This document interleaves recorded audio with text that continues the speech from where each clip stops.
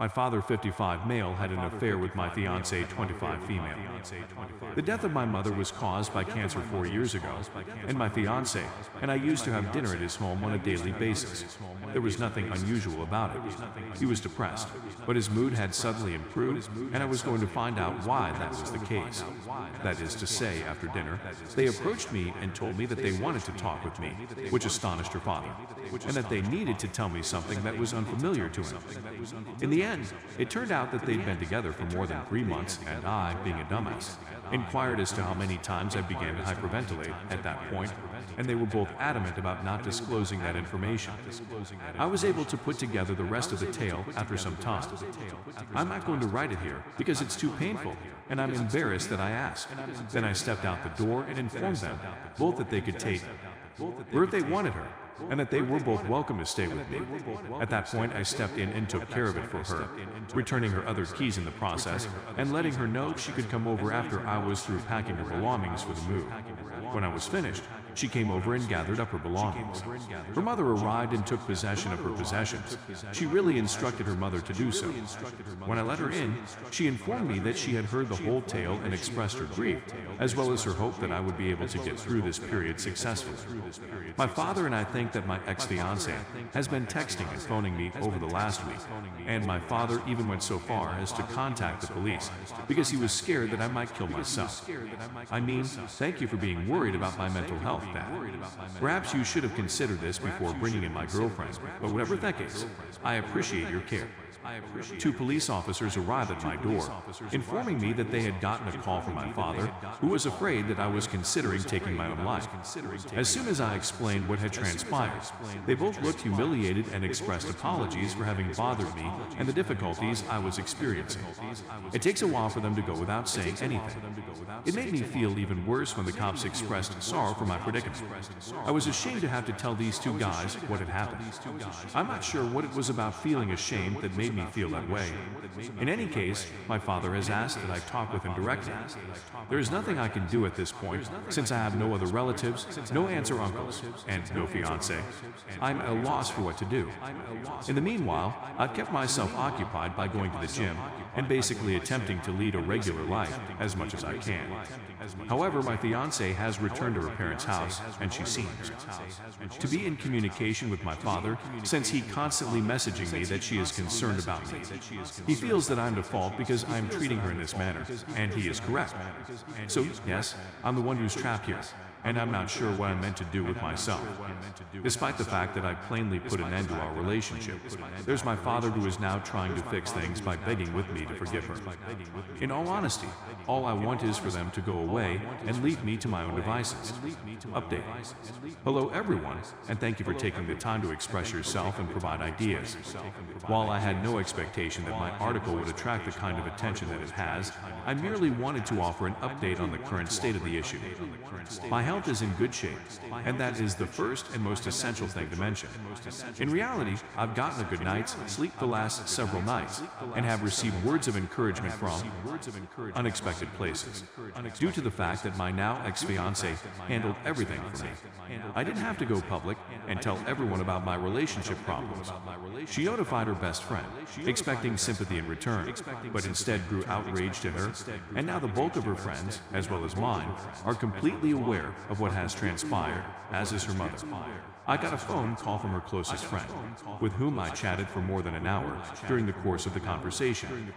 Apparently, any hatred I had against my now ex-fiancé was little in comparison to the abuse she had received from her and her circle of friends.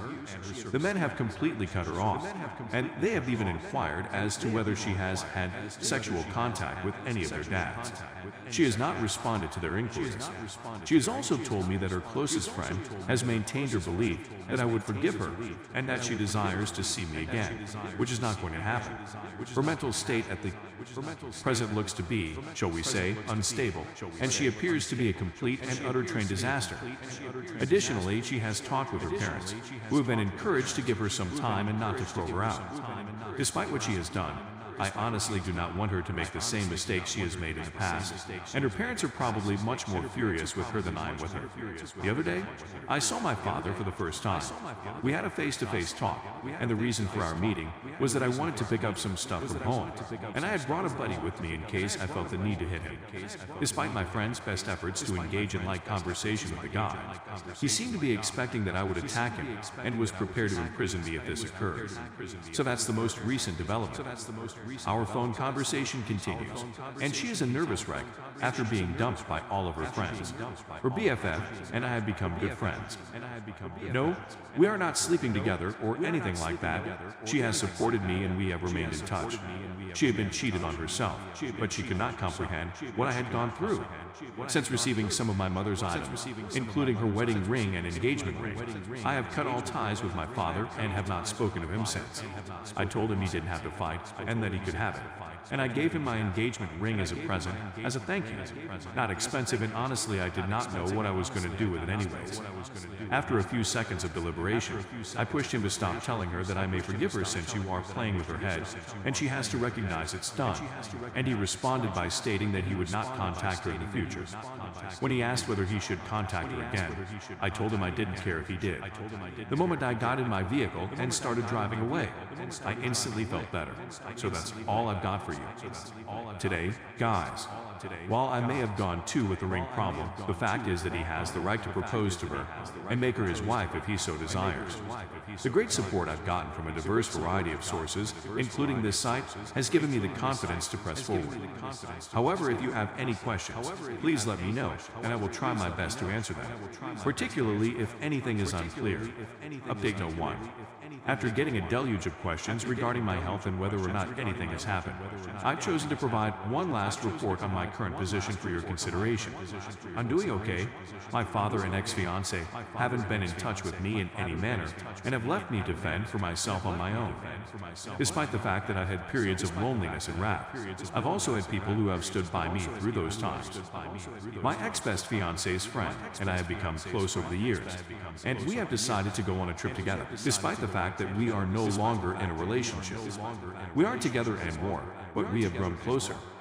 Everyone anticipated my father and ex-fiance to be having conversations, and they have been spotted together around town, as has been reported to me.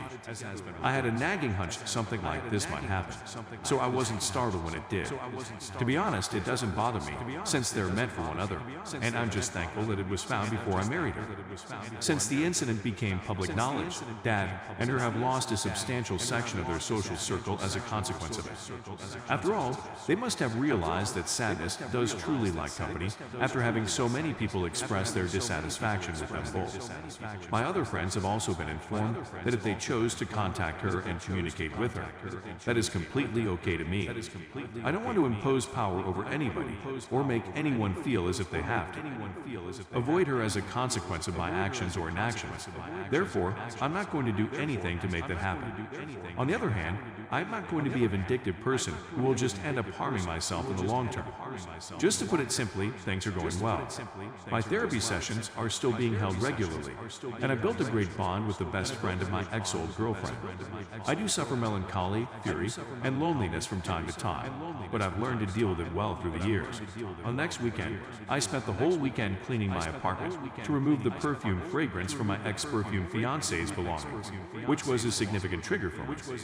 In addition, I acquired a new bed and a new couch, as well as redecorated a bit in my apartment.